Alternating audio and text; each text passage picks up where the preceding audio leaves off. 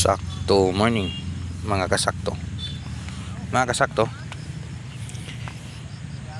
Update tayo sa ating tanim na repolyo o yung ating natsubari.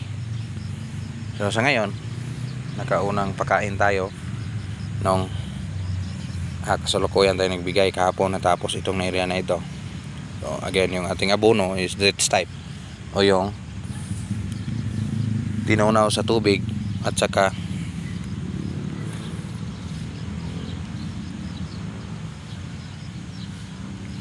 pinaba doon sa puno, binutasan muna tapos nilagay.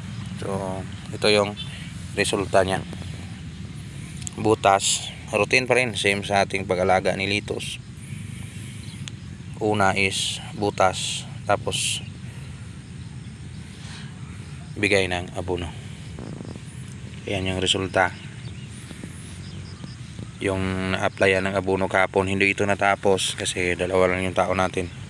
So ngayon, matapos-tapos siguro ito. So tingnan natin dun sa taas, sa area, kung tapos paano ito ginagawa. So sa paggawa nito is masusi yung hindi gaya ng ating talong na hinahagis lang yung abono. Dito is binutasan muna. Yan, butas, tapos bigay sa abono. Kasi yung style ng ating tanim, guys, yung ating area is elevated, hindi ganoon ka plain, medyo pa ganon, ganyan pa gilid. So kung bigay ka ng abono, wala namang baha na aangat sa taas. Yung baha talaga is dito sa area na ito, sa taas mo sa ilagay, nang sa ganon bababa doon sa ilalim. So yan lang ang ating sikreto sa pag-abono at proper mixing. So punta tayo doon sa pinagtunawan natin yung abono, tingnan natin kung ano yung ginagawa. So ito, naglalaman ito ng 8 container.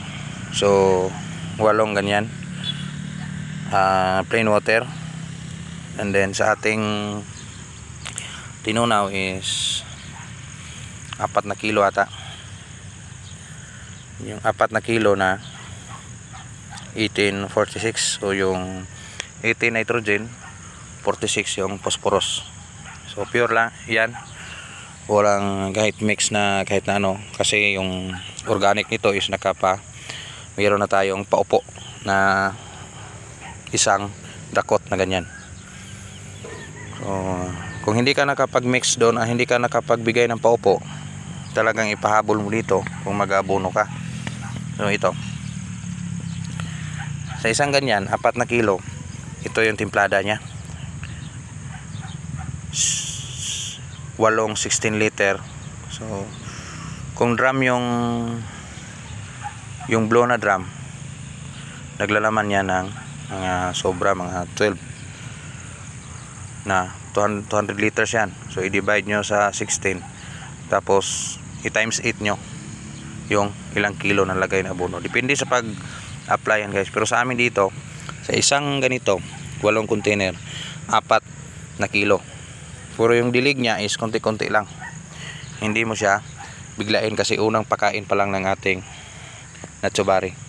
So dapat sa pagbigay ng abono, dahan-dahan lang sa una, kada kuha mix, kada kuha mix. Ito lang ang routine ginagawa natin. Yan. So yan lang muna, konting update dito sa ating area, Canlaon City, Negros Oriental. Kasing liwanag ni Bulkan Canlaon yung ating klima ngayon. So sana tuloy-tuloy ito, nasa ganoon yung ating tanim ay patuloy sa paglaki. May bagyo man, pagkatapos ng bagyo, uhupa din yan at matirahan tayo ng tanim. Salamat, Insakto TV.